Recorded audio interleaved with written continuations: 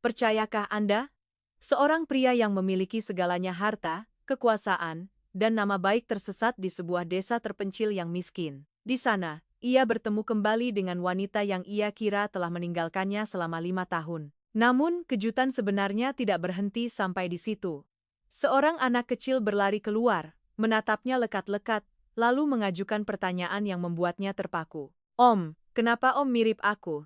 Saat itu, semua yang ia percayai selama 5 tahun terakhir mulai runtuh.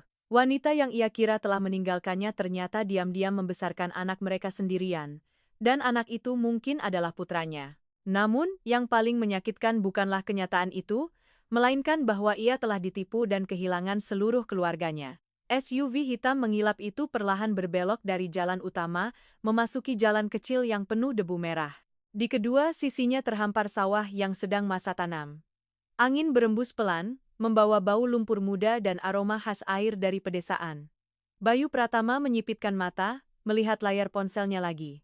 Sinyal GPS berkedip-kedip lalu mati total, hilang sinyal lagi. Ia bergumam, tangannya mencengkeram kemudi. Ia sebenarnya tidak berniat masuk terlalu dalam ke daerah ini, tetapi karena sebuah proyek lahan pertanian skala besar, ia memutuskan untuk mensurvei langsung lokasi. Di jalan, seorang warga mengarahkannya untuk mengambil jalan pintas agar menghindari ruas jalan yang sedang diperbaiki. Dan kemudian ia tersesat. Jalan semakin menyempit, mobil mulai berguncang keras melewati lubang-lubang. Jauh di kejauhan, tidak ada lagi rumah-rumah berdempetan, hanya beberapa atap seng tua yang tersebar. Bayu menghela napas, seorang pria seperti dirinya yang terbiasa dengan gedung-gedung kaca bertingkat tinggi, rapat-rapat bernilai puluhan miliar rupiah, kini kebingungan di tempat yang bahkan sinyal ponsel pun tidak ada. Tidak apa-apa. Putar balik saja. Ia menghibur diri. Namun saat itu, kuk-kuk, mesin mobil terhenti. Bayu mengerutkan kening. Ia menginjak pedal gas pelan, mobil bergetar beberapa kali lalu mati total. Suasana tiba-tiba menjadi sangat hening. Hanya ada suara angin bertiup melewati sawah. Bayu duduk diam beberapa detik. Untuk pertama kalinya setelah bertahun-tahun, ia merasa tak berdaya. Sialan, ia tersenyum tipis, membuka pintu dan melangkah keluar. Matahari sore sudah melunak, mewarnai seluruh jalan tanah menjadi keemasan. Ia melihat sekeliling. Tidak jauh dari situ ada sebuah rumah kecil beratap genteng tua. Di depannya ada pagar kayu sederhana. Setidaknya ada orang, pikirnya lalu melangkah ke arah itu. Setiap langkah di atas tanah yang lembut membuat sepatu kulit mahal miliknya dipenuhi debu. Ia berdiri di depan gerbang, mengangkat tangan mengetuk pelan pintu kayu. Tok-tok, tidak ada jawaban. Ia mengetuk lagi. Tok-tok-tok, kali ini ada suara dari dalam, lalu pintu perlahan terbuka. Orang yang berdiri di depannya membuat ia tidak bisa bernapas selama beberapa detik. Itu Santi, masih wajah yang sama, masih mata yang sama, tapi ada sesuatu yang berbeda. Tidak ada lagi tatapan bening gadis bertahun-tahun lalu, melainkan sebuah ketenangan yang penuh pengalaman. Santi juga terpaku, keduanya berdiri diam saling memandang seolah waktu baru saja ditarik mundur. 5 tahun, tanpa sepatah kata pun, tanpa penjelasan apapun, Mas Bayu, Santi bersuara pelan, suaranya kecil hingga hampir terbawa angin. Bayu membuka mulut tapi tidak bisa mengeluarkan suara apapun. Dalam benaknya, ratusan pertanyaan, ratusan emosi bergejolak, tetapi semuanya tersangkut di tenggorokannya. Udara menjadi sesak, hingga suara anak kecil terdengar dari belakang. Ibu, siapa itu? Seorang anak laki-laki sekitar 5 tahun berlari keluar, kaki kecilnya belepotan lumpur tanah. Ia berhenti ketika melihat Bayu, mata hitamnya terbuka lebar penuh rasa ingin tahu.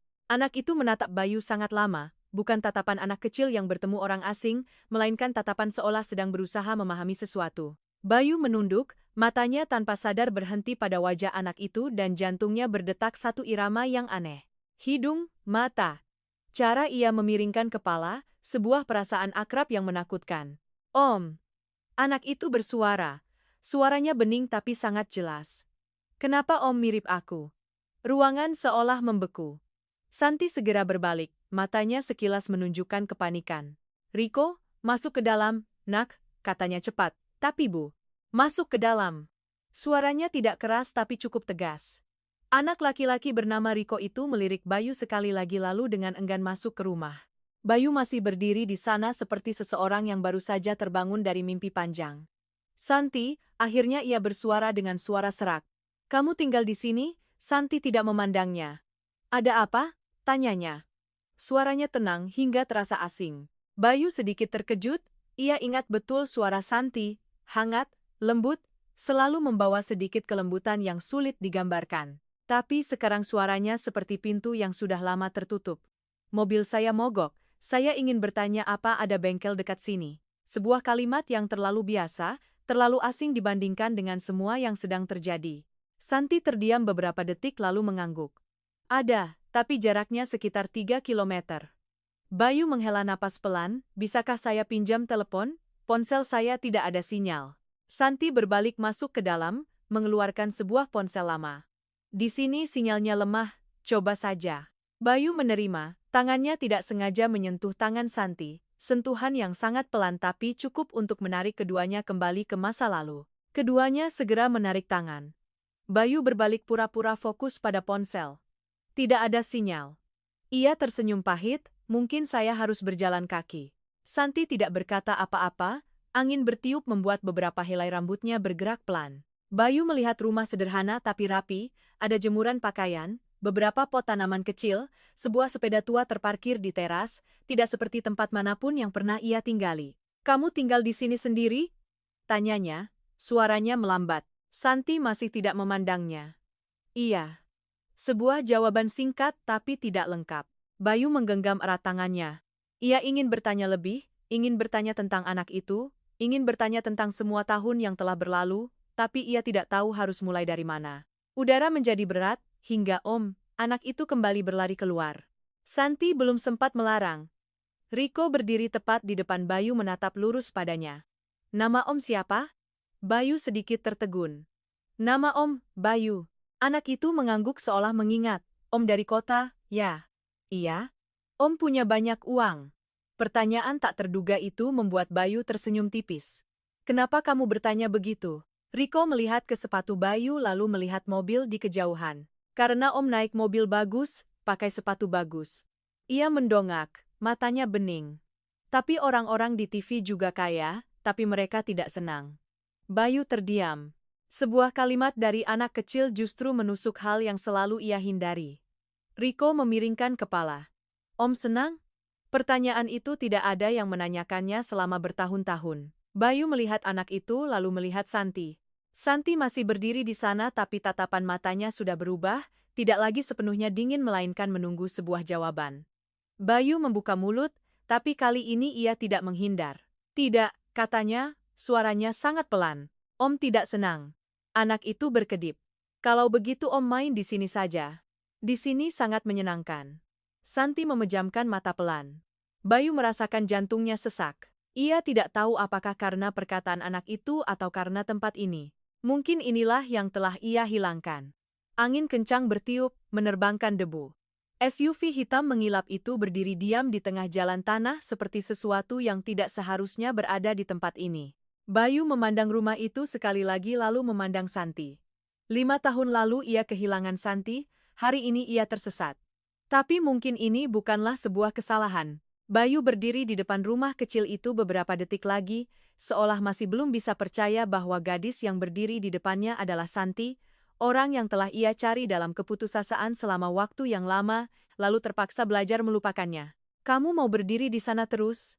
Santi bersuara, menariknya kembali ke kenyataan. Bayu sedikit terkejut. Maaf. Ia mengangguk pelan lalu berbalik masuk ke dalam. Kalau menunggu montir mungkin akan lama. Masuklah. Minum air. Kalimat yang sangat biasa tapi bagi Bayu itu seperti sebuah pintu yang baru saja terbuka. Ia mengikuti Santi masuk ke rumah. Ruangan di dalamnya sederhana tapi rapi. Sebuah meja kayu tua, beberapa kursi plastik, di sudut rumah ada rak buku kecil. Di dinding tergantung beberapa gambar anak-anak yang coret-coret, mungkin milik Riko. Santi berdiri diam sesaat, matanya berhenti pada detail-detail kecil itu. Silakan duduk.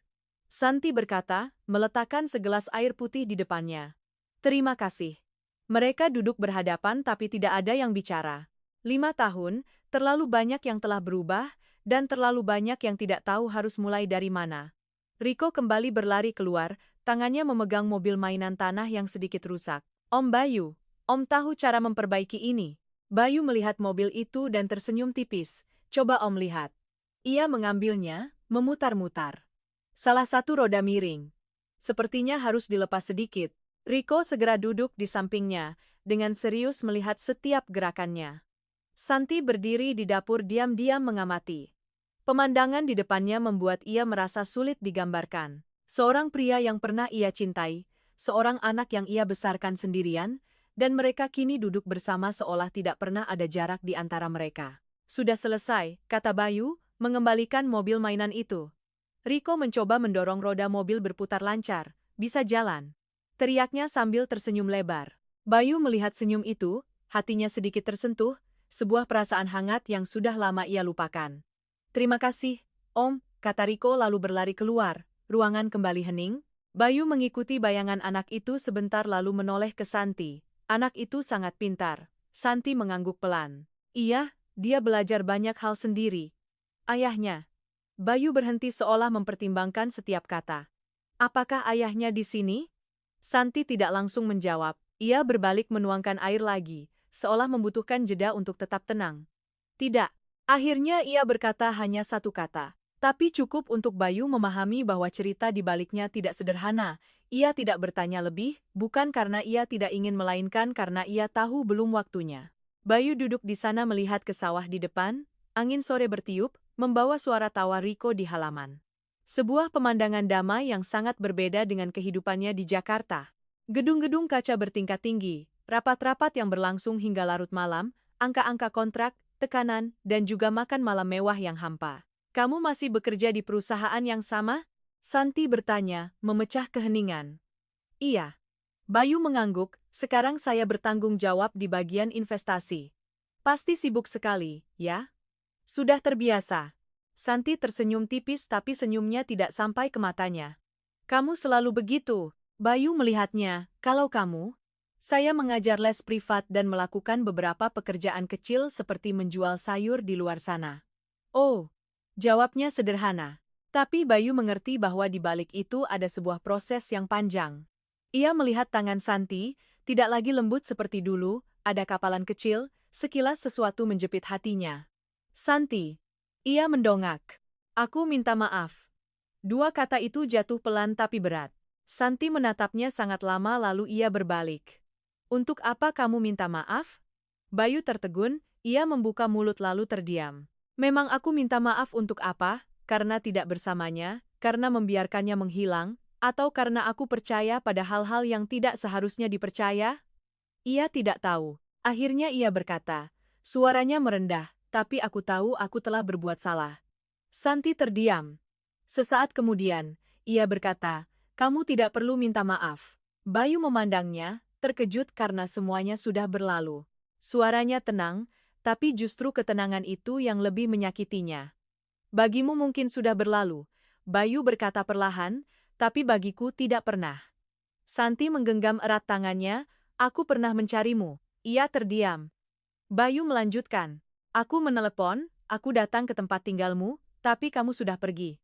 Santi berbalik, matanya sedikit goyah. Aku kira kamu tidak ingin bertemu denganku lagi. Keheningan yang panjang. Angin bertiup melalui celah pintu. Santi memejamkan mata pelan. Begitu ya? Hanya dua kata, tapi di dalamnya terlalu banyak emosi yang terpendam. Di halaman Rico sedang berusaha menggantungkan layangan kecil di dahan pohon. Bayu melihat keluar, berdiri, biar aku bantu. Santi tidak melarang. Bayu melangkah keluar, Rico, biar Om bantu. Anak itu berbalik mengangguk. Bayu mengangkat layangan, melepaskannya dari dahan pohon lalu mengajari Rico cara memegang tali. Kamu harus berlari melawan arah angin. Maksudnya bagaimana, Om? Berlari ke arah sana agar angin menarik layangan ke atas. Rico menurut. Layangan terbang perlahan lalu melesat tinggi. Terbang, teriak Rico. Bayu tersenyum, senyum yang tulus, bukan senyum sopan di pertemuan bisnis, melainkan dari lubuk hati. Ia berdiri di sana melihat anak itu berlari di bawah langit yang luas, sebuah perasaan damai yang aneh menyebar dalam hatinya. Santi berdiri di teras melihat mereka. Sebuah gambaran yang pernah ia impikan. Tapi tidak pernah ia kira akan terjadi dengan cara seperti ini. Hari mulai gelap, montir belum juga datang. Bayu kembali ke rumah, sepertinya malam ini saya harus merepotkanmu. Santi memandangnya, kamu bisa menginap, tapi rumah ini tidak ada fasilitas mewah. Bayu tersenyum tipis, aku tidak butuh kemewahan. Santi mengangguk lalu berbalik menyiapkan makan malam. Makanan sederhana, nasi, sayur berkuah, ikan semur. Bayu makan perlahan, setiap hidangan memiliki rasa yang sangat akrab. Enak tidak? Santi bertanya. Iya. Ia mengangguk. Sudah lama aku tidak makan seperti ini. Riko memandangnya. Om makan di kota tidak enak? Bayu tertawa. Bukan tidak enak tapi tidak seperti di sini. Di sini lebih menyenangkan, ya? Bayu melihat anak itu lalu melihat Santi, ia tidak langsung menjawab. Mungkin. Riko mengangguk, seolah itu adalah hal yang jelas. Malam tiba, suasana hening, tidak ada suara kendaraan, tidak ada lampu yang menyilaukan, hanya ada suara serangga dan angin. Bayu berbaring di tempat tidur tunggal di kamar kecil. Langit-langit sederhana tapi ia tidak bisa tidur. Dalam benaknya ada Santi, ada Riko, ada pertanyaan-pertanyaan yang belum terjawab. Ia duduk, melihat ke jendela, cahaya bulan menyinari halaman. Santi sedang duduk di teras sendirian. Bayu melangkah keluar, belum tidur? Belum. Ia duduk di sampingnya, dengan jarak yang cukup. Aku tidak tahu apakah aku berhak bertanya, ia berkata perlahan, tapi... Ia berhenti. Anak itu, umur berapa? Santi menatap lurus ke depan. Hampir 5 tahun. Bayu mengangguk pelan, jantungnya berdebar lebih kencang. Santi, ia menoleh padanya, aku perlu tahu kebenarannya. Santi terdiam, angin bertiup, dedaunan berdesir. Sesaat kemudian, ia baru bersuara. Kamu yakin ingin tahu? Bayu tidak ragu, iya. Ia berbalik memandangnya. Tatapan matanya tidak lagi dingin melainkan sesuatu yang lebih dalam. Kalau begitu, katanya pelan, kamu harus siap. Bayu menggenggam erat tangannya. Siap untuk apa? Santi tidak langsung menjawab. Ia melihat ke halaman tempat Riko tidur pulas di kamar lalu kembali. Siap untuk fakta bahwa semua yang kamu pikirkan selama 5 tahun terakhir mungkin salah. Bayu terpaku. Angin kencang bertiup seolah menandakan sebuah kebenaran akan terungkap. Pagi berikutnya, Bayu bangun lebih awal dari biasanya. Cahaya matahari dari pedesaan menembus celah pintu, menyinari lantai dengan garis-garis cahaya lembut.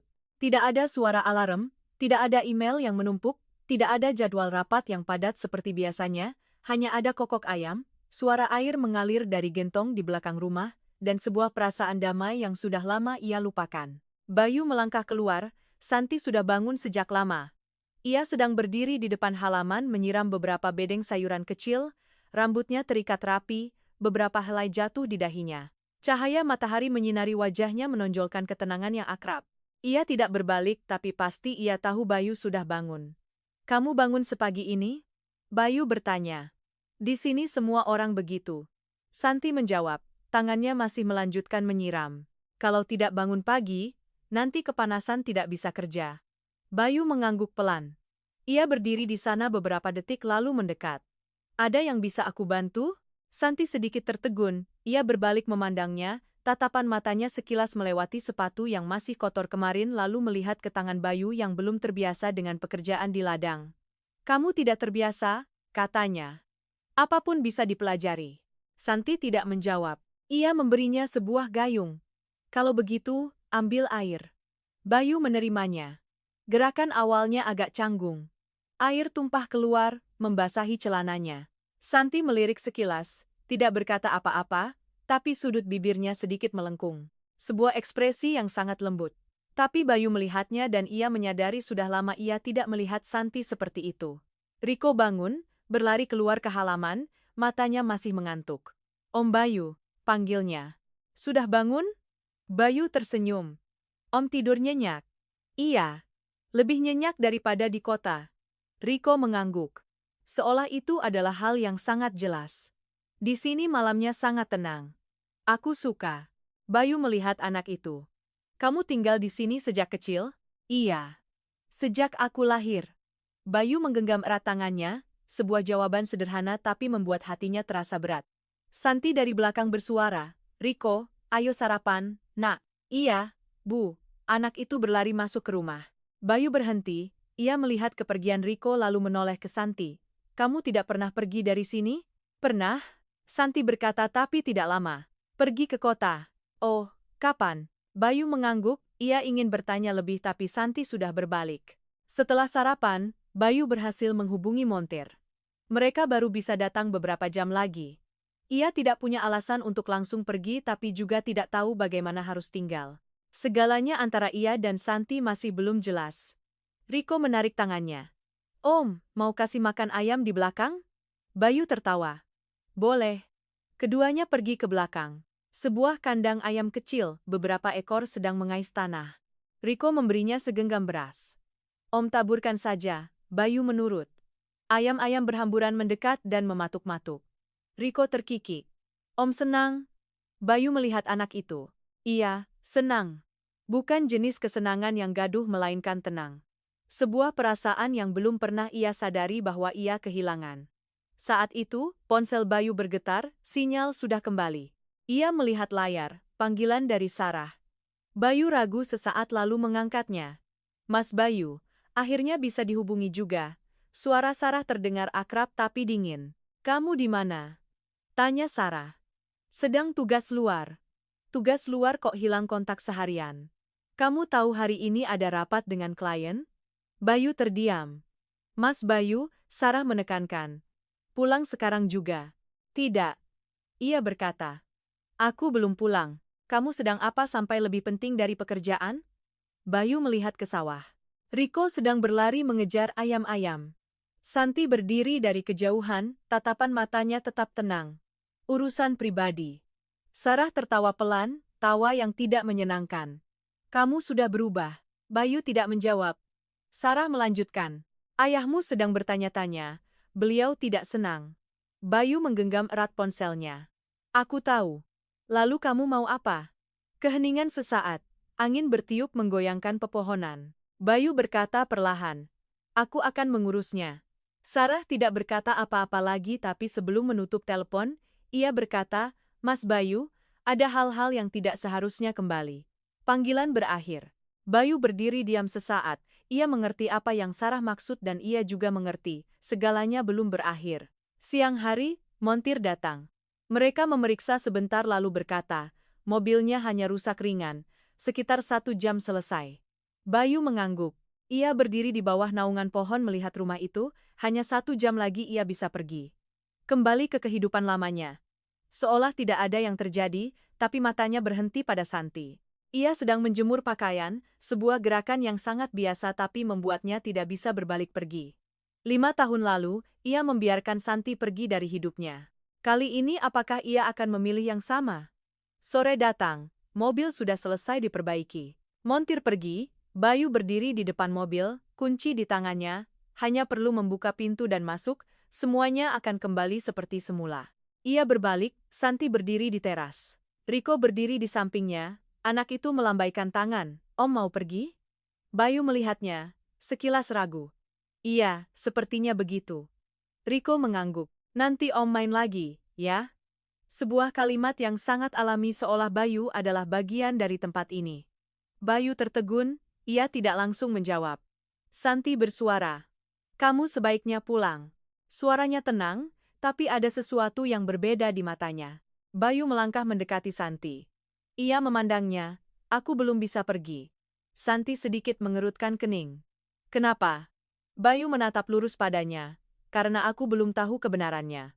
Udara menjadi berat. Riko melihat keduanya, tidak mengerti apa yang terjadi. Santi menarik napas, kamu sudah punya jawabannya, bukan? Aku perlu mendengarnya darimu, suara Bayu yakin. Santi terdiam cukup lama, ia berbalik. Pulanglah. Bayu tidak bergerak. Aku tidak akan pergi sampai kamu bicara. Suasana menjadi tegang. Riko melihat keduanya lalu diam-diam mundur. Santi berbalik, tatapan matanya kali ini tidak lagi menghindar.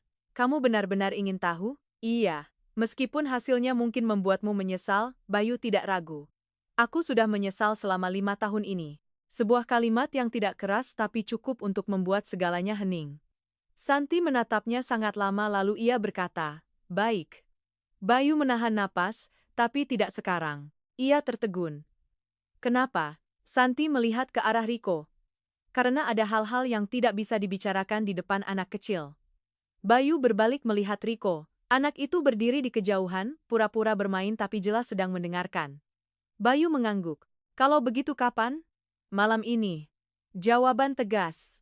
Bayu menggenggam erat tangannya. Ia tahu malam ini segalanya akan berubah, atau ia akan menemukan kembali apa yang telah hilang, atau ia akan kehilangan sekali lagi. Angin sore bertiup lebih kencang, sawah berguncang bergelombang, mobil masih terparkir di sana. Tapi kali ini Bayu tidak lagi memikirkan untuk pergi. Malam tiba lebih cepat dari yang Bayu duga. Tidak ada lampu jalan. Tidak ada suara kendaraan, hanya kegelapan yang membentang luas di sawah dan cahaya bulan yang menggantung jauh di kejauhan. Rumah kecil itu tenggelam dalam keheningan, hingga setiap langkah kaki pun terdengar jelas. Riko sudah tidur. Santi selesai membereskan makan malam, mematikan beberapa lampu di rumah. Ia melangkah keluar ke teras, tempat Bayu sudah duduk entah sejak kapan. Tidak ada yang bicara, hanya suara serangga dan angin yang berdesir melewati dedaunan. Bayu memandangnya, "Aku sudah siap." Santi tidak langsung duduk, ia berdiri sebentar seolah sedang mengumpulkan ingatan-ingatan yang ia sendiri tidak ingin sentuh. Lalu ia perlahan duduk. "Kamu ingat hari kamu pergi ke Jakarta?" Bayu mengangguk, ingat. Hari itu ia meninggalkan Surabaya dengan tergesa-gesa. Sebuah panggilan dari perusahaan mengabarkan ada masalah besar dengan klien di utara. Ia tidak ragu karena dalam dunianya pekerjaan selalu didahulukan. "Aku kira itu perjalanan bisnis biasa," kata Bayu. Santi tersenyum tipis, senyum yang tidak menyenangkan. "Sementara aku, hari itu juga menerima sebuah telepon." Bayu mengerutkan kening. "Siapa yang menelepon?" "Sarah." Nama itu membuat suasana menjadi berat. "Dia bilang kamu ingin bertemu denganku di kantor." Bayu tertegun. "Aku tidak pernah." "Aku tahu." Santi memotong. Suaranya tenang tapi ada sesuatu yang berat. "Sekarang aku tahu." Bayu terdiam. Ia merasakan hawa dingin merambat di punggungnya. "Aku datang," Santi melanjutkan, "karena aku pikir ada hal penting." Ia melihat ke tangannya sendiri. "Tapi saat aku datang, kamu tidak ada di sana." Bayu menggenggam erat tangannya. Di ruangan itu hanya ada ayahmu dan Sarah. Keheningan sesaat, gambaran-gambaran seolah muncul jelas dalam ceritanya. "Ayahmu duduk di ujung meja," kata Santi perlahan, "beliau menatapku, seolah aku adalah masalah yang perlu diselesaikan." Bayu memejamkan mata, ia bisa membayangkan tatapan itu dengan sangat jelas. Beliau berkata, "Kamu sudah memutuskan untuk mengakhiri hubungan ini." Bayu membuka mata, beliau berkata, "Kamu tidak cocok dengan kehidupannya." Angin bertiup lebih kencang, dedaunan bergetar pelan. "Sarah duduk di samping ayahmu," Santi melanjutkan. "Dia bilang, kamu tidak ingin menyakitiku, jadi dia meminta mereka untuk menyampaikan." Bayu menggeleng. "Aku tidak pernah." "Aku tahu," kata Santi. "Tapi saat itu aku tidak tahu." Suaranya mulai melambat, seolah setiap kata harus melewati lapisan ingatan yang menyakitkan. "Aku bertanya, apakah kamu benar-benar mengatakan itu? Dan apa yang mereka katakan?" Bayu bertanya dengan suara serak. "Bahwa kamu bilang aku tidak pantas di duniamu." Bayu terpaku, sebuah kalimat yang tidak pernah ia ucapkan tapi cukup untuk menghancurkan segalanya. Santi menatap jauh ke depan, "Kamu tahu, Mas Bayu? Saat itu aku tidak menangis." Bayu melihatnya, "Aku hanya merasa hampa." Keheningan panjang. "Aku pikir mungkin aku salah." Suaranya mengecil, "Salah karena percaya bahwa perasaanku cukup kuat untuk mengatasi segalanya." Bayu menunduk, dadanya seperti tercekik, "Setelah itu aku pergi, tidak menunggumu." Santi menggeleng, "Tidak, karena aku pikir jika kamu ingin menahanku, kamu tidak akan membiarkan orang lain bicara untukmu." Bayu tidak bisa berkata apa-apa. Ia ingat jelas hari-hari setelah itu, ia kembali ke Surabaya, mencari Santi, menelepon ke kamar kos lamanya, tapi ia sudah menghilang. "Kalau aku," Bayu bersuara, "saat aku kembali, ayahku bilang kamu yang pergi." Santi berbalik memandangnya, beliau bilang, "Kamu menyadari bahwa kalian tidak cocok. Kamu tidak tahan tekanan, jadi kamu pergi." Sebuah tawa kecil keluar dari bibir Santi, tapi tidak ada sedikit pun kegembiraan di dalamnya. "Jadi kita berdua sama-sama percaya bahwa yang satu meninggalkan yang lain." Bayu menggenggam erat tangannya, sebuah kebenaran yang sederhana, tapi kejam. Mereka tidak kehilangan satu sama lain karena tidak cinta melainkan karena dipisahkan. "Aku mencarimu," kata Bayu. "Aku tahu," Santi menjawab. Bayu mendongak. "Kamu tahu?" Santi mengangguk. "Pemilik kos lama bilang ada seorang pria yang datang mencariku berkali-kali." Bayu terdiam. Tapi kamu tidak kembali. Tidak. Kenapa? Santi menatap lurus padanya. Tatapan matanya tidak lagi menghindar. Orang yang sudah memutuskan untuk pergi. Aku tidak punya alasan untuk kembali. Jawaban yang jelas, tegas, dan menyakitkan. Bayu menarik napas dalam, ia merasa segalanya dalam hatinya seperti runtuh. Lalu telepon-teleponku? Tanyanya. Aku tidak menerima apapun. Santi terdiam. Aku meneleponmu berapa kali? Sangat banyak. Bayu menggeleng. Aku tidak pernah melihatnya. Aku juga menduga begitu. Santi berkata. Karena jika kamu melihatnya, kamu tidak akan diam. Keheningan sesaat.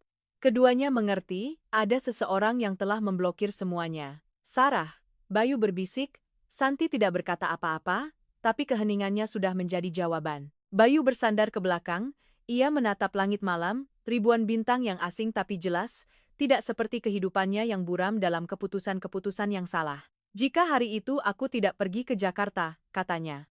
Santi menggeleng, tidak ada kata jika. Kalimat sederhana tapi tegas. Bayu menoleh padanya, Santi. Ia berhenti. Sebuah pertanyaan ada di bibirnya tapi ia tidak berani bertanya. Hingga, ada lagi yang ingin kamu tahu? Santi bertanya. Bayu memandangnya lalu melihat ke arah kamar tempat Riko tidur. Jantungnya berdebar kencang. Ada. Suaranya merendah. Anak itu. Ia tidak menyelesaikan kalimatnya tapi Santi mengerti. Ia terdiam 1 detik, 2 detik lalu ia berkata, namanya Riko. Bayu mengangguk, aku tahu. Dan dia berusia 5 tahun. Bayu menggenggam erat tangannya. Segalanya perlahan mulai cocok. Tapi ia membutuhkan sebuah konfirmasi. Santi, ia menoleh padanya. Tatapan matanya tidak lagi menghindar. Apakah Riko anakku? Ruangan seolah berhenti, angin pun hening. Santi menatapnya sangat lama lalu ia berkata, iya. Sebuah kata tapi cukup untuk mengubah segalanya. Bayu tidak bisa bernapas. Ia melihatnya lalu melihat ke kegelapan di depannya, gelombang emosi melanda, begitu kuat hingga ia tidak sempat bersiap. Aku punya seorang anak, bisiknya.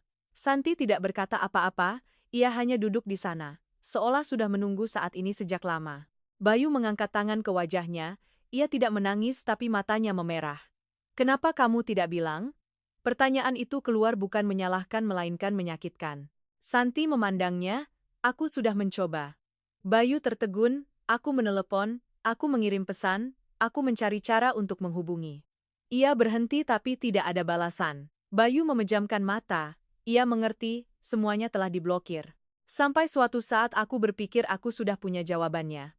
Suaranya lembut tapi setiap kata seolah mengiris hatinya, bahwa kamu tidak membutuhkan aku dan anak kita. Bayu menggeleng, tidak. Tapi kamu tetap menjaga anak kita. Santi berkata. Ia melihat ke arah kamar, dia tidak bersalah.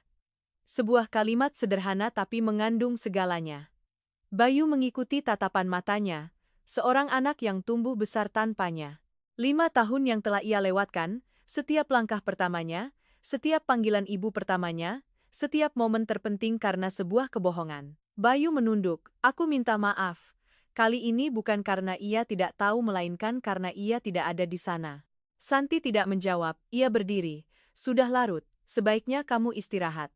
Bayu tidak melarang, ia tahu ada hal-hal yang tidak bisa diselesaikan dalam satu malam. Santi masuk ke rumah, meninggalkan Bayu sendirian di teras. Ia duduk di sana sangat lama, melihat ke kegelapan dan untuk pertama kalinya dalam hidupnya, ia memahami dengan jelas apa yang telah ia hilangkan. Pagi berikutnya, Bayu terbangun dengan perasaan berat di dadanya. Matahari masih lembut seperti kemarin, kokok ayam masih terdengar teratur, segalanya tampak tidak berubah, hanya ia yang tidak lagi sama.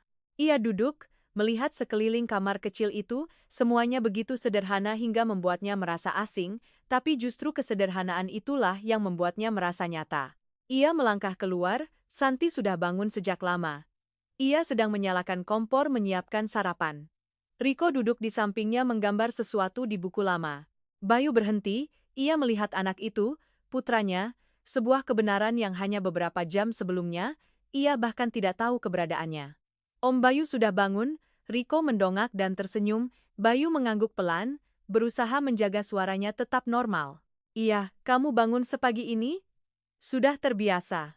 Bayu mendekat, ia duduk di samping Riko. Anak itu menunjukkan gambarnya. Lihat, Om. Bayu melihat ke bawah, sebuah rumah kecil, seorang wanita, seorang anak, dan sebuah ruang kosong di sampingnya. Ini apa, Nak? Bayu bertanya. Riko menunjuk setiap gambar. Ini ibu, ini aku. Bayu mengangguk, lalu yang ini, ia menunjuk ruang kosong. Riko berpikir sejenak, aku belum menggambar. Bayu melihatnya. Kenapa? Riko mengangkat bahu. Aku tidak tahu harus menggambar siapa.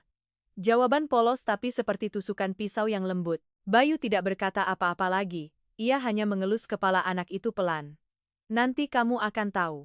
Riko mengangguk lalu kembali menunduk melanjutkan menggambar. Santi berdiri di dapur mendengar semuanya tapi ia tidak berbalik. Sarapan berlangsung dalam keheningan, bukan jenis keheningan yang berat, melainkan setiap orang sedang berpikir. Bayu makan perlahan. Setiap kali melihat Riko, ia merasakan sesuatu yang sangat sulit digambarkan, sekaligus dekat dan asing. Aku sudah selesai makan, kata Riko lalu berlari keluar. Tinggallah Bayu dan Santi. Ruangan kembali hening. Aku ingin tahu bagaimana kamu hidup, Santi bertanya. Bayu tidak mendongak. Tidak ada yang istimewa. Bagimu mungkin tidak, kata Bayu. Tapi bagiku sangat penting. Santi terdiam sesaat lalu menghela napas pelan. Kamu benar-benar ingin mendengar? Iya. Ia mengangguk lalu mulai. Setelah hari itu, aku meninggalkan Surabaya. Suara Santi datar tanpa emosi seolah sedang menceritakan kisah yang bukan miliknya. Aku tidak langsung pulang kampung. Aku tinggal di sana sebentar. Kenapa? Bayu bertanya. Karena aku tidak tahu harus pergi kemana. Jawaban sederhana tapi cukup untuk Bayu memahami betapa kesepiannya ia. Aku menyewa kamar kos kecil, mengajar les privat beberapa anak. Lalu Santi berhenti sejenak, sekitar lebih dari sebulan kemudian aku menemukan diriku hamil. Bayu menggenggam erat tangannya, meskipun sudah tahu kebenarannya, tapi ketika mendengarnya langsung itu tetap membuatnya sesak. Kamu takut? Tanyanya. Santi tersenyum tipis, bukan takut. Ia melihat keluar, hanya tidak tahu harus berbuat apa, keheningan sesaat. Aku pernah berpikir apakah harus mempertahankan anak ini? Bayu mendongak. Tapi kemudian aku mempertahankannya, Santi berkata. Ia berbalik memandangnya, karena dia tidak bersalah. Sebuah kalimat yang persis sama dengan semalam. Tapi kali ini Bayu lebih mengerti. Aku sudah berusaha menghubungimu. Ia melanjutkan menelepon, mengirim pesan. Bayu menunduk, aku tidak menerima apapun. Kamu tahu kenapa kamu tidak mencariku? Santi menggeleng, kamu kira aku akan datang? Bayu tidak menjawab, orang-orang sudah bilang jelas, katanya, aku tidak pantas di duniamu. Suaranya tidak pahit, hanya menerima. Aku tidak ingin mengganggu hidupmu. Bayu menggenggam erat tangannya. Aku tidak pernah. Tidak penting lagi, Santi memotong. Sebuah kalimat lembut tapi seperti menutup sebuah pintu. Setelah itu aku meninggalkan Surabaya dan pulang ke sini. Iya. Ini rumahmu? Rumah ini milik kenalan. Bayu terkejut. Kenalan? Seorang wanita tua di dekat sini. Dia mengizinkanku tinggal. Bayu mengangguk.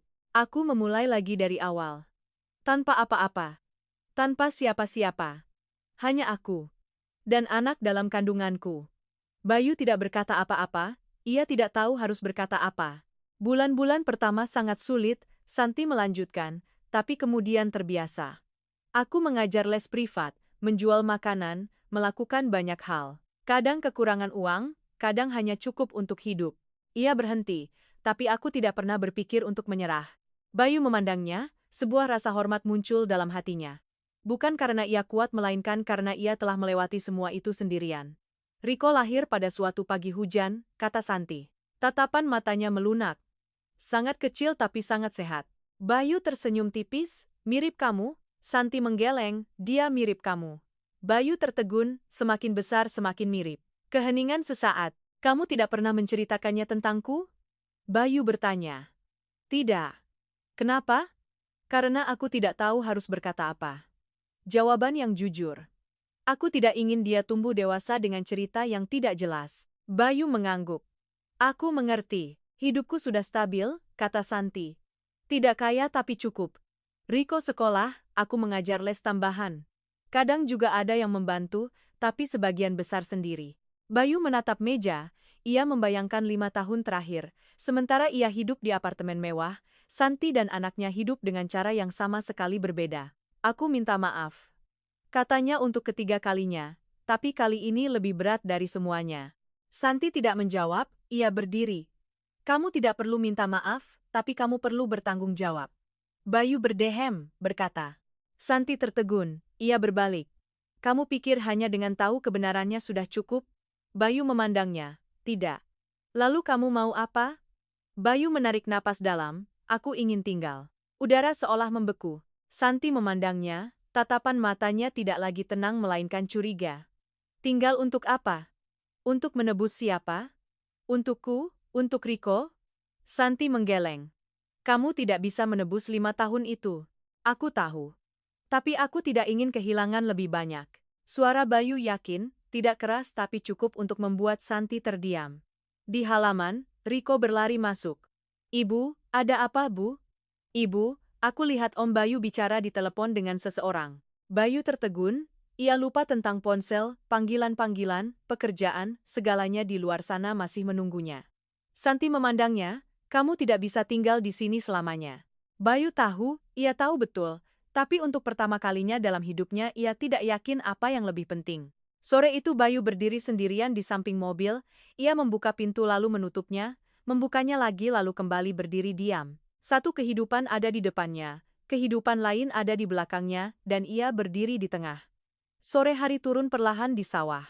Cahaya matahari terakhir menyebar luas, mewarnai seluruh halaman di depan rumah menjadi keemasan.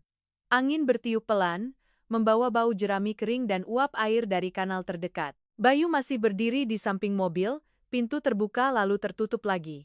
Ia telah mengulangi tindakan itu entah berapa kali, seolah hanya dengan menunda sedikit lagi, ia bisa menunda keharusan memilih.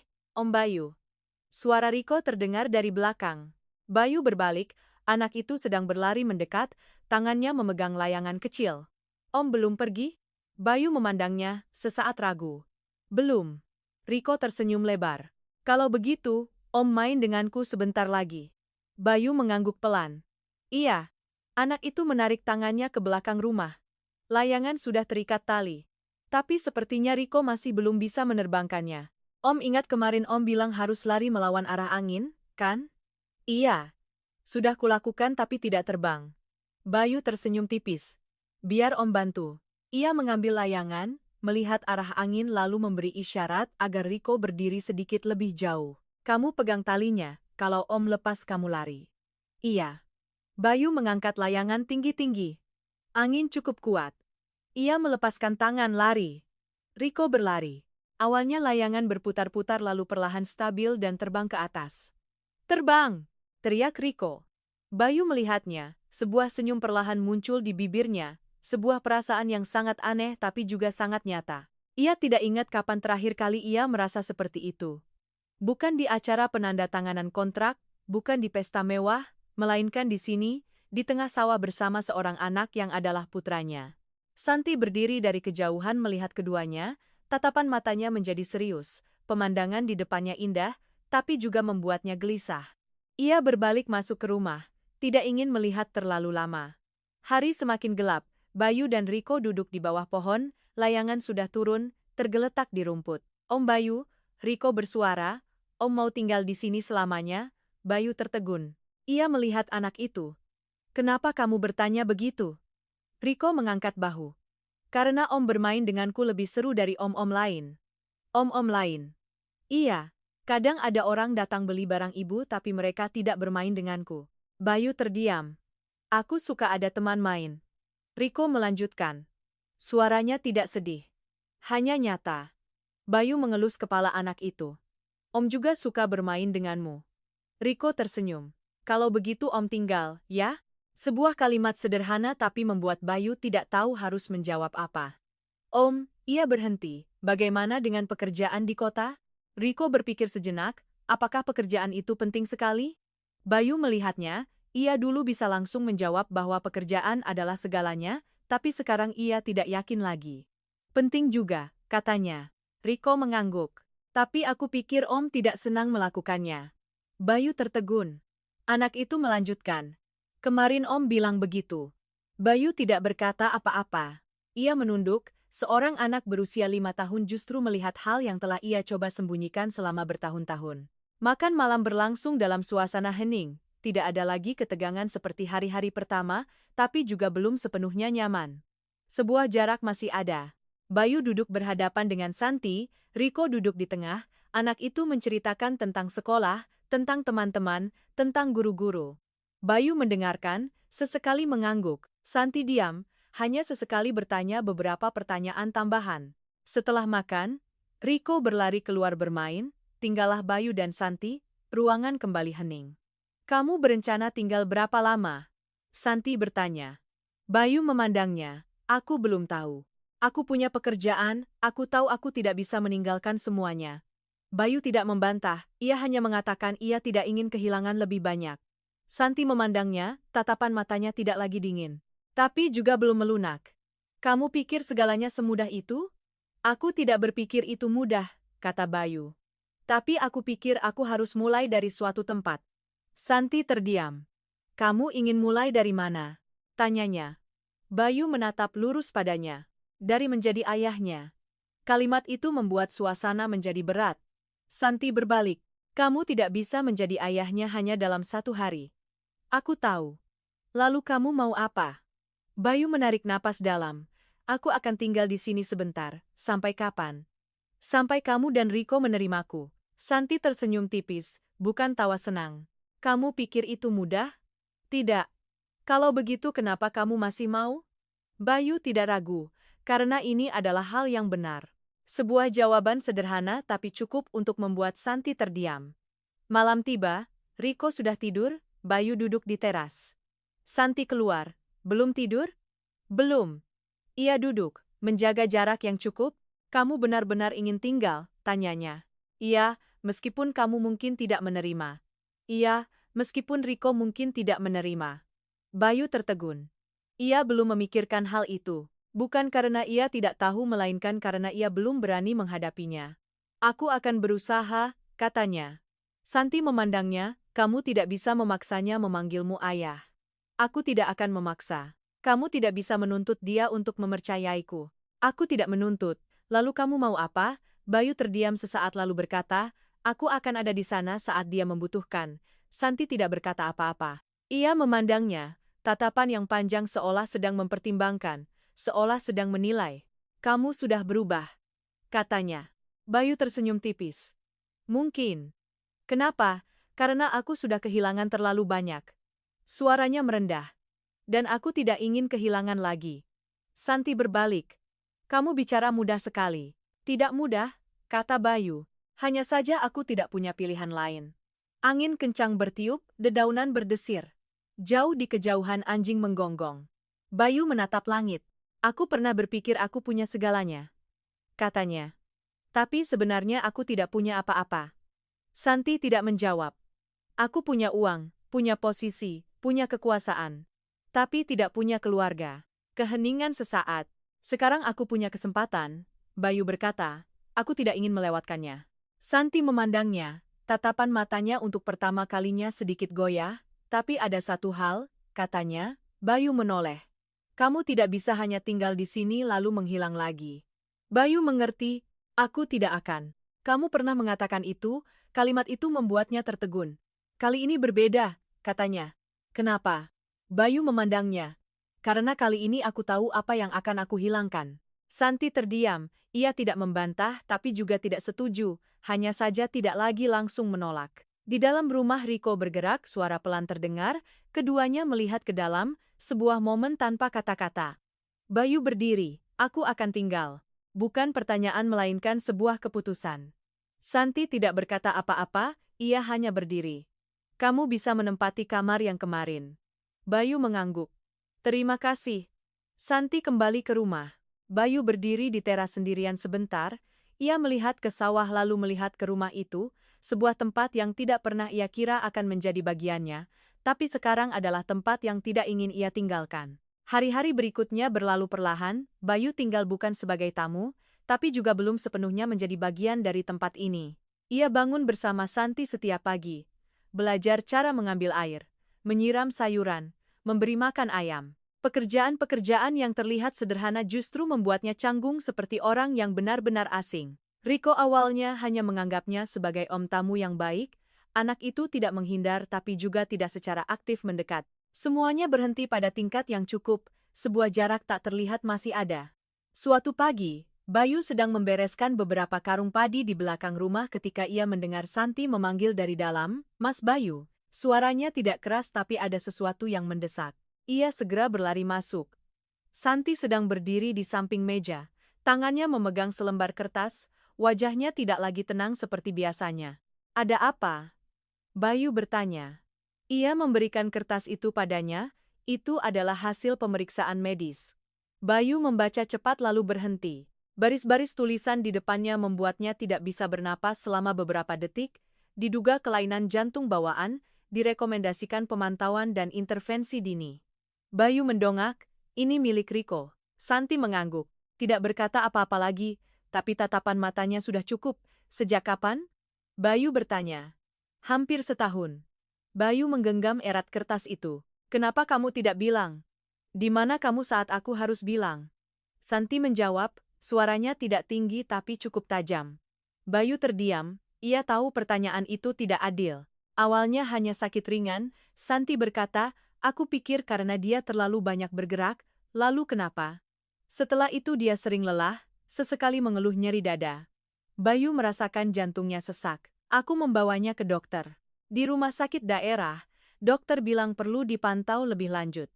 Tapi setelah beberapa kali pemeriksaan, mereka menduga ada masalah jantung." Bayu tidak berkata apa-apa, ia hanya melihat ke kertas itu, tulisan-tulisan kering tapi mengandung kekhawatiran yang tidak bisa ia bayangkan sepenuhnya. "Kamu mau apa?" tanyanya. "Aku sudah membawanya ke provinsi untuk diperiksa lagi dan dokter bilang jika kondisinya memburuk perlu dioperasi." "Keheningan sesaat, biayanya?" Bayu bertanya. Santi tidak langsung menjawab, "Sekitar beberapa ratus juta." Bayu memejamkan mata.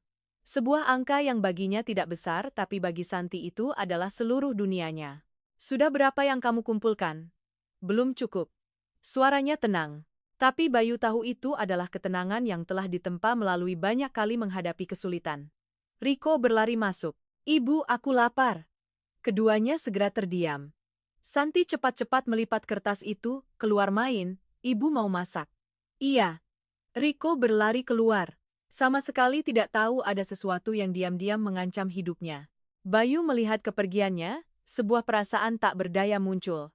"Aku akan mengurus ini," katanya. Santi berbalik. "Tidak perlu. Aku ayahnya."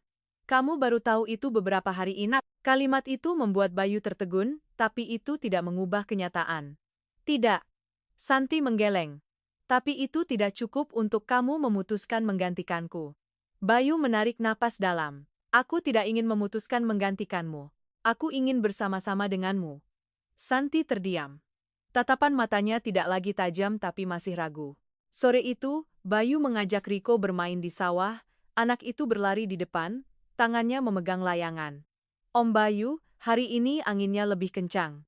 "Iya, pasti layangan akan terbang lebih tinggi." Bayu mengangguk. Ia melihat anak itu, seorang anak normal yang berlari, tertawa, berbicara. Tidak ada yang bisa menyangka bahwa di dalam tubuh kecil itu ada masalah serius. "Rico." Bayu memanggil. "Iya, Om? Apa kamu sering merasa lelah?" Rico berpikir sejenak, "Iya, tapi tidak sering, hanya kalau lari banyak." Bayu menggenggam erat tangannya. "Apa kamu merasa sakit di sini?" Ia menunjuk ke dada. Rico mengangguk. "Kadang, tapi aku sudah terbiasa." Jawaban itu membuat Bayu tidak tahu harus berkata apa. Seorang anak yang sudah terbiasa dengan rasa sakit. "Om Bayu," Rico berkata, "Om akan tinggal di sini lama." Bayu melihatnya. "Kamu mau Om tinggal?" Rico mengangguk. "Iya." "Kenapa?" "Karena Om bermain denganku, dan Om tidak seperti om-om lain." Bayu tersenyum tipis. Berbeda bagaimana, Rico berpikir. "Om peduli."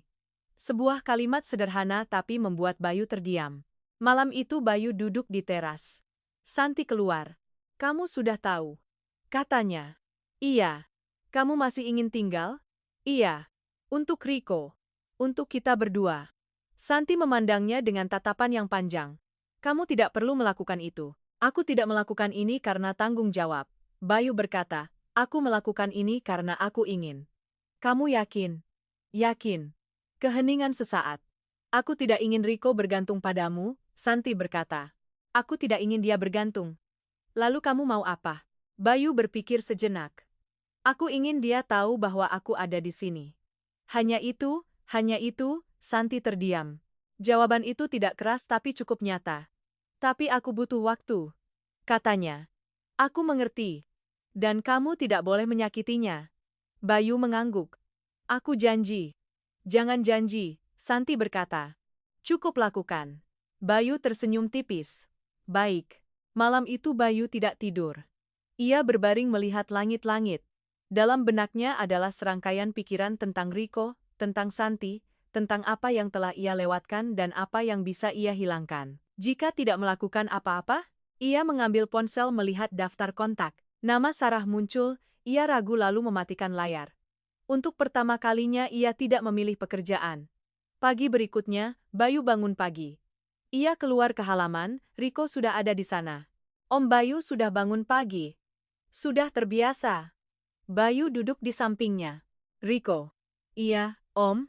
Nanti kalau kamu butuh apa-apa, kamu bisa bilang sama Om. Riko melihatnya. Iya, Om. Apapun itu. Riko mengangguk. Aku tahu. Bayu tersenyum tipis. Ia tidak tahu apakah anak itu mengerti sepenuhnya kalimat itu. Tapi ia tahu itulah yang ia inginkan. Dari dalam rumah Santi melihat keluar, ia melihat Bayu dan Riko duduk bersama tidak dekat tapi juga tidak jauh. Sebuah jarak yang perlahan mulai menyempit sangat pelan. Tapi nyata. Ia berbalik, menghela napas pelan. Bukan lega tapi juga tidak lagi tegang seperti sebelumnya. Bayu berdiri, ia melihat ke sawah. Cahaya matahari pagi menyebar luas, hari baru dimulai. Dan untuk pertama kalinya setelah bertahun-tahun, ia tidak memikirkan pekerjaan melainkan memikirkan bagaimana menjadi seorang ayah. Siang itu, matahari terik, udara panas menyelimuti seluruh halaman. Bedeng-bedeng sayuran merunduk di bawah sinar matahari, ayam-ayam pun mencari tempat teduh untuk menghindari panas. Bayu baru saja masuk dari belakang rumah, bajunya sudah basah kuyup keringat. Ia meletakkan ember air, menghela napas panjang. Santi memandangnya, kamu tidak terbiasa. Bayu tersenyum tipis, lama-lama terbiasa. Tidak perlu memaksakan diri. Aku tidak memaksakan diri. Ia melihatnya, aku hanya sedang belajar. Santi tidak berkata apa-apa, ia berbalik. Tapi kali ini tidak lagi menolak, ponsel Bayu bergetar, nomor asing. Ia melihat beberapa detik lalu mengangkatnya. Mas Bayu, suara Sarah masih dingin seperti biasa. Akhirnya mau juga mengangkat telepon, katanya. Bayu tidak langsung menjawab. Kamu di mana? Tanya Sarah. Urusan pribadi. Kamu menghilang 3 hari. Kamu tahu ayahmu sangat tidak senang. Bayu menggenggam erat tangannya. Beliau punya alasannya dan aku punya alasanku. Oh, ya? Sarah bertanya. Suara mengejek tipis. Bayu terdiam. Sarah melanjutkan. Mas Bayu, kamu sedang apa? Sebuah pertanyaan bukan penasaran melainkan menyelidik. Aku sedang di tempat yang perlu aku datangi. Karena seorang wanita? Bayu tidak menyangkal. Dan seorang anak, ia berkata. Sambungan telepon hening sesaat lalu. Sarah berkata perlahan. Jadi kamu sudah tahu. Bayu tidak terkejut, kamu tahu sejak awal. Tentu saja. Keheningan sesaat, dan kamu memblokir semua kontak. Sarah tidak menyangkal, kamu pikir jika kamu tahu lebih awal, segalanya akan berbeda? Bayu menggenggam erat ponselnya. Setidaknya aku tidak akan kehilangan 5 tahun. Sarah tersenyum tipis, Mas Bayu, kamu selalu berpikir bisa mengendalikan segalanya, tapi tidak selalu begitu. Bayu tidak ingin berdebat, ia hanya bertanya, kamu mau apa? Kamu akan kembali? Jawaban langsung. Tidak ragu. Sarah terdiam. Kamu yakin? Yakin. Kalau begitu, katanya, suaranya menjadi dingin. Kita tidak punya apa-apa lagi untuk dibicarakan. Kalau begitu, Bayu berkata, kamu harus mengatakan yang sebenarnya kepada siapa? Kepada diriku sendiri? Sarah tertawa singkat. Kamu pikir aku peduli? Bayu tidak menjawab. Ia menutup telepon.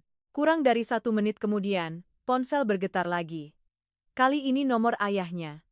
Bayu melihat layar, sebuah perasaan akrab muncul, tekanan, harapan, dan ketakutan. Ia mengangkat telepon, "Kamu di mana?" Suara Bapak Wijaya terdengar. Tanpa basa-basi, tanpa bertele-tele. "Kamu sedang apa di pedalaman?" "Urusan pribadi." "Urusan apa yang lebih penting dari perusahaan?" Bayu terdiam sesaat. "Keluarga." Di ujung telepon keheningan singkat. Lalu Bapak Wijaya berkata, "Kamu bicara apa?" "Aku sedang bersama Santi." "Keheningan kali ini lebih lama, kamu masih berhubungan dengannya?" Suaranya merendah, berbahaya. "Dia bukan berhubungan." Bayu berkata. "Dia adalah wanita yang aku cintai." "Cinta?" Bapak Wijaya tertawa. "Kamu sudah 40 tahun, Bayu, jangan bicara seperti anak kecil." Bayu tidak bereaksi. "Kamu tahu apa yang sedang kamu pertaruhkan?" Beliau melanjutkan. "Perusahaan, reputasi, semua yang telah kamu bangun." Bayu menggenggam erat tangannya, "Dan aku juga tahu apa yang telah aku hilangkan." Bapak Wijaya terdiam. "Aku punya seorang anak," Bayu berkata. Suasana di ujung sana seperti membeku. "Apa? Anak laki-laki dengan wanita itu? Dengan Santi?" Keheningan panjang. "Kamu bercanda, ya?" "Tidak." Suara Bayu tenang. "Tapi yakin. Kamu tidak tahu sebelumnya. Dan sekarang aku percaya." Bayu menarik napas dalam. "Aku tidak perlu percaya. Aku tahu." Bapak Wijaya menghela napas berat. "Kamu membiarkan emosi menguasaimu." Bayu berkata. "Aku sedang memperbaiki kesalahan." "Kamu tidak salah. Aku salah karena percaya pada hal-hal yang tidak benar." Suara Bayu rendah tapi setiap kata jelas. "Aku salah karena membiarkan orang lain memutuskan hidupku." Keheningan sesaat. Lalu Bapak Wijaya berkata, "Jika kamu melanjutkan hal ini, kamu akan kehilangan segalanya." "Aku sudah kehilangan." Bayu menjawab, "Apa?" "Keluarga." Sebuah kalimat yang membuat keduanya terdiam. "Baik." Bapak Wijaya berkata. Setelah beberapa saat, "Jika kamu sudah memilih begitu," suaranya menjadi dingin, "maka mulai sekarang kamu tidak lagi punya kaitan dengan perusahaan." Bayu memejamkan mata, ia sudah menduga, "Aku mengerti. Rekening perusahaan akan dibekukan." "Iya. Proyek-proyek yang kamu pegang tidak lagi menjadi tanggung jawabmu." "Iya. Dan jangan harap kembali." Bayu membuka mata. "Aku tidak berharap." Keheningan terakhir. Lalu panggilan berakhir. Bayu berdiri diam di tengah halaman. Ponsel masih di tangannya. Angin bertiup tapi ia tidak merasakan apa-apa, hanya ada sebuah perasaan yang sangat jelas. Ia telah kehilangan. Kehilangan kekuasaan, kehilangan posisi, kehilangan semua yang ia kira penting, tapi kali ini ia tidak merasa takut. "Kamu baik-baik saja?" Suara Santi terdengar dari belakang. Bayu berbalik, ia sedang berdiri di pintu, tatapan matanya khawatir. "Baik," katanya. "Ada apa?" Bayu terdiam sejenak lalu berkata, "Aku sudah tidak punya pekerjaan." Santi tertegun. "Maksudmu apa?" "Ayahku memecatku." "Karena kamu." "Karena aku." Santi memandangnya, sebuah emosi kompleks muncul. "Kamu tidak perlu melakukan itu." "Aku tidak melakukannya karena kamu." "Lalu karena siapa?" Bayu menatap lurus padanya. "Karena anak kita." Keheningan sesaat. Santi berbalik. "Kamu tidak perlu berkorban begitu." "Aku tidak berkorban," Bayu berkata. "Aku memilih." "Memilih apa?" "Memilih yang penting." Suaranya tidak keras tapi yakin. "Tapi kamu pikir kamu punya kemampuan untuk menafkahinya?" Santi bertanya, sebuah pertanyaan. Realistis. Bayu tidak langsung menjawab. Ia menunduk, untuk pertama kalinya ia tidak punya jawaban siap. "Aku tidak tahu," katanya, "tapi aku akan mencari caranya." Santi terdiam. Ia memandangnya sangat lama, "Kamu dulu punya segalanya," katanya. "Sekarang kamu siap untuk memulai lagi?" Bayu mengangguk. "Iya. Tidak akan mudah. Aku tahu. Tidak akan seperti hidupmu dulu. Aku tahu." Keheningan sesaat. "Kalau begitu kenapa?" Bayu memandangnya lalu melihat ke arah Riko yang sedang bermain di halaman. "Karena untuk pertama kalinya aku tahu untuk apa aku hidup." Riko berlari masuk. "Ibu, ada apa nak?" "Aku lapar." Santi berbalik, "Tunggu sebentar, ibu mau masak." Riko melihat Bayu. "Om kenapa?" Bayu tersenyum tipis. "Tidak apa-apa." "Om sedih?" Bayu tertegun. Om tidak lagi tersenyum. Bayu mengelus kepala anak itu, "Om sedang berpikir." Bayu berpikir sejenak tentang tinggal di sini. Riko tersenyum, tinggal saja Om. Sebuah kalimat tanpa perlu berpikir, tapi justru itulah yang paling Bayu butuhkan. Malam itu, Bayu duduk sendirian, tanpa telepon, tanpa pekerjaan, tanpa tekanan, hanya ada keputusannya sendiri. Ia menatap langit, bintang-bintang masih di sana seperti malam pertama. Tapi kali ini ia tidak lagi menjadi orang yang berada di antara dua pilihan. Ia sudah memilih dan konsekuensinya adalah semua yang pernah ia miliki. Hari-hari setelah panggilan telepon dengan ayahnya, Bayu tidak pergi lagi. Ia tinggal bukan lagi mencoba-coba melainkan sungguh-sungguh. Pagi hari ia bersama Santi pergi ke pasar menjual sayuran. Siang hari ia membantu memperbaiki atap rumah yang bocor. Sore hari ia bermain dengan Riko, mengajar anak itu berlari pelan, menghindari aktivitas fisik berlebihan. Kehidupan sederhana tapi tidak mudah. Suatu sore, Riko sedang berlari mengejar layangan ketika tiba-tiba ia terhenti. Ia memegangi dadanya. Ibu, suaranya kecil tapi cukup membuat Santi segera berbalik. Riko, ia berlari mendekat menopang anaknya. Sakit, nak? Riko mengangguk, wajahnya pucat. Bayu juga berlari mendekat, biar aku gendong. Ia tidak menunggu Santi setuju. Ia menggendong Riko dan melangkah cepat masuk ke rumah. Anak itu bernapas terengah-engah. Tidak apa-apa, tidak apa-apa, Bayu berkata. Tapi ia sendiri tidak yakin. Santi mengambil air mengelap wajah anaknya. Kamu bernapas perlahan, pelan-pelan. Sesaat kemudian, Riko perlahan stabil. Ia bersandar pada Bayu, mata terpejam. Bayu melihat Santi, tidak perlu bicara, keduanya mengerti, tidak bisa menunggu lebih lama lagi. Malam itu mereka duduk berhadapan, tidak ada lagi jarak seperti sebelumnya, hanya ada satu masalah yang perlu diselesaikan. Kita harus membawanya ke kota, kata Bayu. Santi mengangguk, aku juga berpikir begitu. Secepat mungkin. Tapi ia berhenti, Mas Bayu, biaya. Santi tidak menjawab, tapi tatapan matanya sudah mengatakan segalanya. Bayu menarik napas dalam, aku akan mengurusnya. Dari mana kamu dapat uang? Santi bertanya. Aku masih punya aset pribadi, tidak banyak seperti dulu, tapi cukup untuk memulai. Santi terdiam. Aku tidak ingin kamu harus, ini bukan harus, Bayu berkata, ini adalah tanggung jawab. Keheningan sesaat. Santi memandangnya, untuk pertama kalinya tidak lagi menolak. Pagi berikutnya, Bayu pergi ke kota sendirian. Ia membawa dokumen, rekening pribadi, dan semua yang tersisa, setelah ia diputuskan dari perusahaan. Surabaya masih sama, ramai, cepat, dan asing. Bayu masuk ke apartemennya. Tidak ada siapa-siapa, tidak ada suara, hanya keheningan. Ia berdiri di tengah ruang tamu, melihat sekeliling, semuanya masih utuh tapi tidak lagi bermakna seperti dulu. Ia membuka brankas, mengambil dokumen, daftar aset, mobil, saham pribadi, beberapa investasi terpisah. Ia menelepon, menjual mobil, menarik uang, mengubah aset. Semuanya berlangsung cepat tanpa ragu. Sore hari Bayu datang ke rumah sakit, ia bertanya informasi, prosedur, biaya, waktu tunggu. Dokter bilang, kasus anak ini sebaiknya dioperasi sesegera mungkin untuk menghindari komplikasi. Berapa biayanya? Sekitar 200 hingga 300 juta rupiah, tergantung kondisi. Bayu mengangguk. Ada asuransi? Bisa membantu sebagian, tapi tetap perlu menyiapkan dana. Bayu mengerti ia tidak bertanya lebih. Ia sudah punya jawabannya. Malam itu Bayu kembali ke desa. Santi sedang duduk di teras. Riko sudah tidur. Ia melihat Bayu. Bagaimana? Kita ke kota besok, biayanya? Aku yang urus. Santi tidak bertanya lebih. Ia hanya mengangguk. Terima kasih. Bayu menggeleng. Tidak perlu. Pagi berikutnya mereka berangkat. Mobil itu tidak lagi mewah tapi cukup untuk bepergian. Riko duduk di kursi belakang, anak itu melihat keluar jendela. Ibu, kita mau kemana? Ke kota, periksa penyakit. Santi berkata, kamu sakit, nah. Hanya diperiksa saja. Riko mengangguk. Sakit tidak? Bayu melihat melalui kaca spion. Tidak sakit. Anak itu percaya. Karena suara Bayu sangat yakin. Rumah sakit ramai seperti biasa.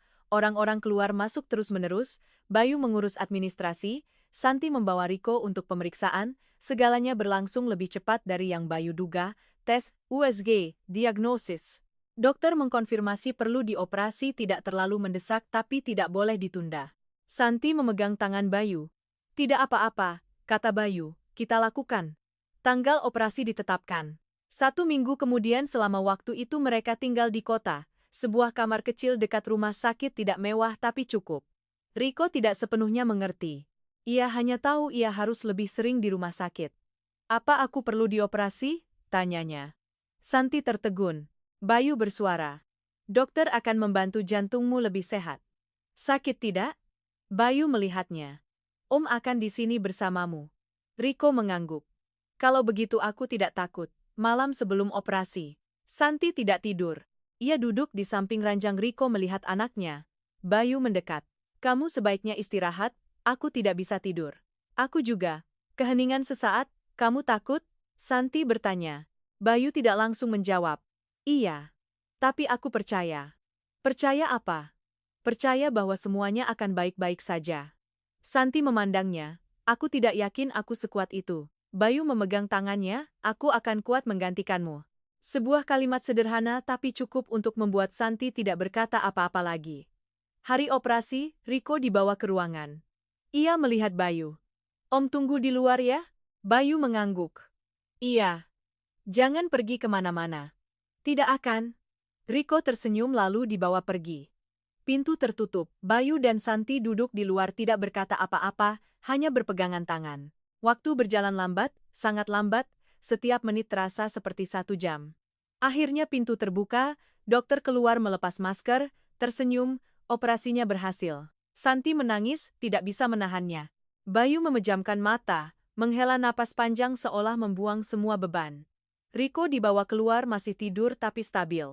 Bayu berdiri melihat untuk pertama kalinya ia merasa telah melakukan hal yang benar. Beberapa hari kemudian, Riko sadar.